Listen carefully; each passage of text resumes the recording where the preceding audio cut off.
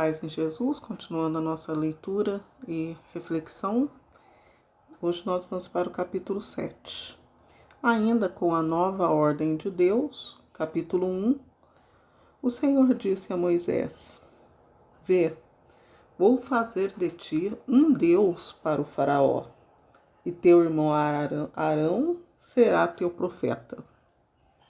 Dirás tudo o que eu te mandar, e teu irmão Arão falará ao rei, para que ele deixe sair de sua terra os israelitas. Mas eu endurecerei o coração do faraó, e multiplicarei meus sinais e meus prodígios no Egito. Ele não vos ouvirá.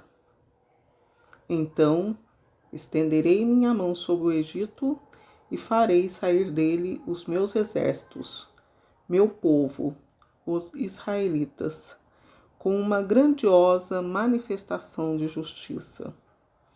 Os egípcios saberão que eu sou o Senhor, quando eu estender a mão sobre o Egito e fizer sair dele os israelitas. Moisés e Arão fizeram o que o Senhor tinha ordenado e obedeceram. Moisés tinha 80 anos e Arão 83, quando falaram ao faraó.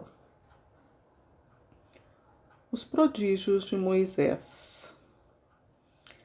O Senhor disse a Moisés e a Arão: Se o faraó vos pedir um prodígio, tu dirás a Arão: Toma tua vara, joga diante do faraó. Ela se tornará uma serpente. Tendo Moisés e Arão chegado à presença do faraó, fizeram o que o Senhor tinha ordenado.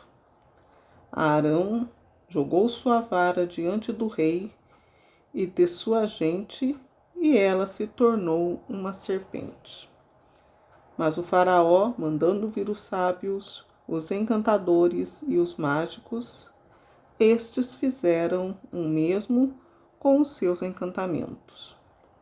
Jogaram cada um suas varas, que se transformaram em serpentes. Mas a vara de Arão engoliu as deles. Entretanto, como o Senhor o havia anunciado, endureceu-se o coração do faraó e ele não quis ouvi-los. Aqui, essa explanação do capítulo 7. Então, nós podemos ver aqui que quem será, né? Nós vamos pensar agora em Deus, né? Porque nós estamos em Jesus. Em Jesus nós somos novas criaturas. Mas, analisando em Deus, como que não deve ser os faraós de agora, né?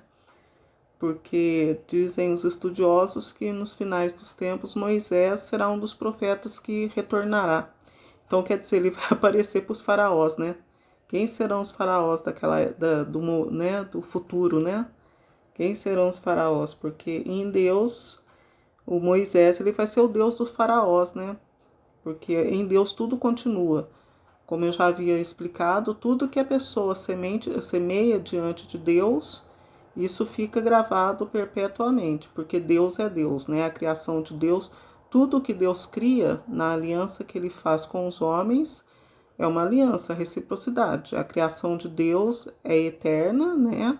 Ele criou para muito tempo e o que o homem corresponde a ele vai ser eterno, vai ser uma aliança. A aliança é isso, é um vínculo, né? É uma união entre um agir e o outro agir. E une aquele agir com o outro. A pessoa, quando faz aliança, ela une o seu agir com o agir de Deus, né? Só que como a aliança dessas pessoas aqui são tortas. Mas então, né? É uma coisa para a gente refletir nesse capítulo, né? Para a gente pensar. Graças a Deus não seremos os faraós que considerarão o Moisés Deus, né? E nem o Arão profeta, né? E depois ainda tem os prodígios. Agora, nesse capítulo 7 que nós estamos refletindo, vai começar os prodígios de Moisés. O faraó endurece o coração, né? Ele não se deixa impressionar pelos feitos, pelos prodígios de Moisés, e ainda manda ainda os mágicos fazerem coisa semelhante, né? Só que, como nós já percebemos, né, ou vamos perceber até nos fatos que as pessoas que se interessam, se vão procurar pesquisar na história agora contemporânea, eles não. Foi um pequeno truque, né? Isso foi um truque que eles fizeram, né? Porque eles não chegam nem aos pés em prodígios dos prodígios que Deus realiza na humanidade até hoje, né? Eles ficaram para trás. Nós vemos que agora, com o progresso, né, dos milagres, das graças que nós alcançamos e que somos testemunhas, como eles ficaram para trás dos prodígios dele, né? Deles. Eles, os prodígios dos egípcios pararam naquilo e Deus foi cada vez se manifestando mais o seu poder. É por isso que até nas leituras que nós fizemos aqui, ele se intitula Deus Todo-Poderoso, que a gente que acompanha os acontecimentos históricos bíblicos e o que nós vivemos agora, nós vemos muitos prodígios, muitas graças e milagres que Deus já realiza aqui na terra. Quem dirá lá no céu, né? O que ele não tem preparado lá no céu, né? Então, agora, o capítulo 7, do capítulo 7 ao capítulo 10, são as pragas. Daí ele começa a mandar as pragas. Até o capítulo 11. O capítulo 11, do capítulo 7, né? Daqui em diante. Do capítulo 7 até o capítulo 11, ele vai mandando pragas, uma atrás da outra. Faraó endurecendo o coração, oprimindo mais o povo, e ele mandando mais males para o Egito.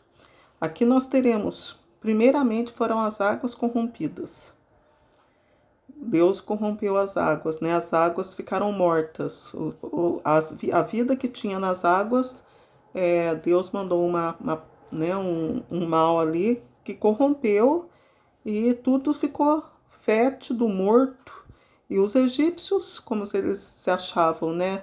Os tops, os maiorais, eles não tinham coragem de beber a água. E Deus foi mandando. Depois ele mandou a segunda praga, que foi a das rãs.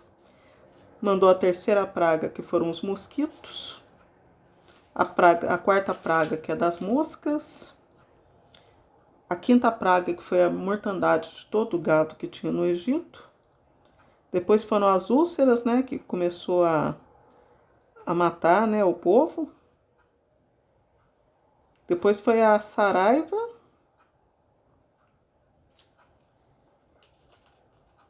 Depois vem dos gafanhotos, que é a mais, né, que a gente tem até hoje, né, vê muito isso. Essas pragas que foram no Egito, vocês podem até pensar, a gente pensa até hoje, continua acontecendo, porque Deus é Deus. A impressão que o homem deixa diante de Deus, isso continua acontecendo porque o homem permitiu, né? Pode-se ver aqui a luta, né, as intercessões, as conversações, né, que Deus faz para poder evitar todos esses males. Não porque Deus manda. A ação do homem, ela acarreta esses males. Hoje nós temos tudo isso, temos as trevas até hoje, né? Vemos, por ver esses canais que mostram, né, os cataclismas. Temos hoje, até hoje, as trevas. Temos muitas pragas. Todas essas pragas que aconteceram no livro do Êxodo, no Egito, até hoje continuam acontecendo.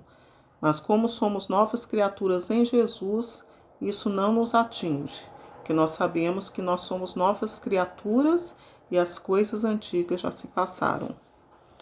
E assim vai indo, até a 10ª praga, que foi cansando, né? E foi abrindo o caminho para poder, os últimos momentos para a libertação do povo, né? Muita opressão, muito sofrimento.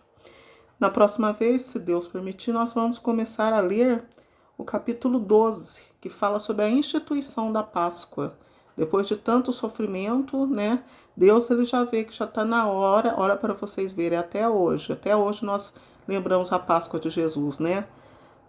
Deus foi vendo que estava na hora dele de fazer, né, o reflexo do grande final da opressão da humanidade que crê em Deus, que crê em Jesus. Aqui é a instituição da Páscoa dos judeus, dos egípcios, né, do povo hebreu. A próxima vez, se Deus permitir, eu vou ler e nós vamos refletir sobre esse episódio, esse fato tão importante para nós cristãos até os dias de hoje. Espero ter ajudado. Até uma próxima vez, se Deus quiser.